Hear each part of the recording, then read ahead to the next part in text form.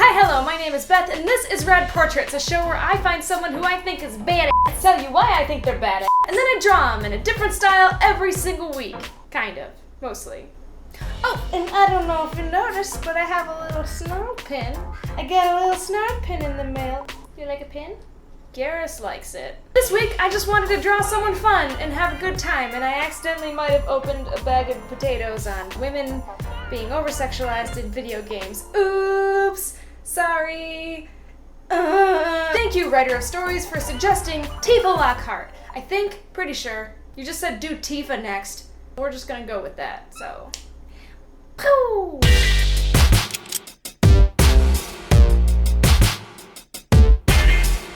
Tifa Lockhart is not a real person.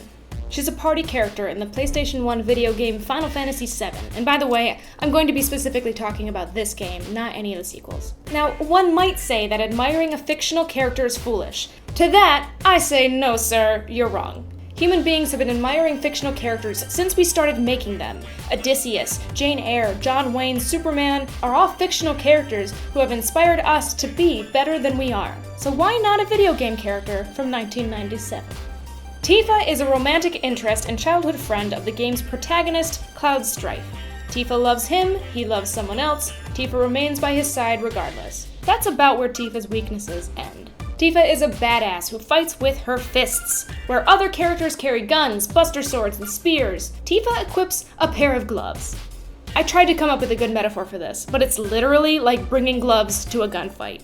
Her strength potential is one of the highest in the game. Yes, she has a sexy character design with her large booby tatas and legs for days, but there's never a point in the game where she's taken advantage of because of it. Even in the Don Corneo segments, it's her idea to try and seduce the man to gain Shinra intel. As a matter of fact, the events and characters in Final Fantasy VII rarely call attention to her sexuality. At the end of the day, she's much more so a skilled martial artist with a big heart. Yes, much of her motivation and purpose in the game is to support the main character. Her almost mother-like care for him and his well-being is so strong that it leads her into his subconscious, where she alone puts together the broken man that is Cloud Strife. The phrase, behind every great man, there's a great woman, can't ring more true than here, but here's the question, is that a problem? It might be. Tifa is an interesting character to discuss when you think about the over-sexualization of women in video games. I think there's an argument for both sides. Is Tifa a sexist character? Maybe, maybe not. But there is one thing we can all agree on, which is that I drew her mouth way too big. There she is, Miss Lady. There she is with the big, ooh, excuse me. I drew her with pointillism, which is like a bunch of itty bitty little dots, and I don't think that I'll be doing that again because hot damn, it takes a long time to do.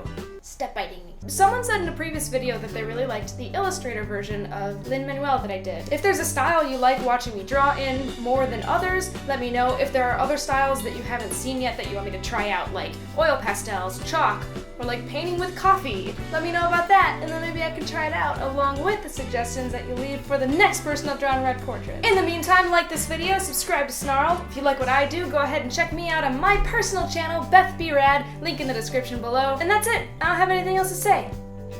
Bye!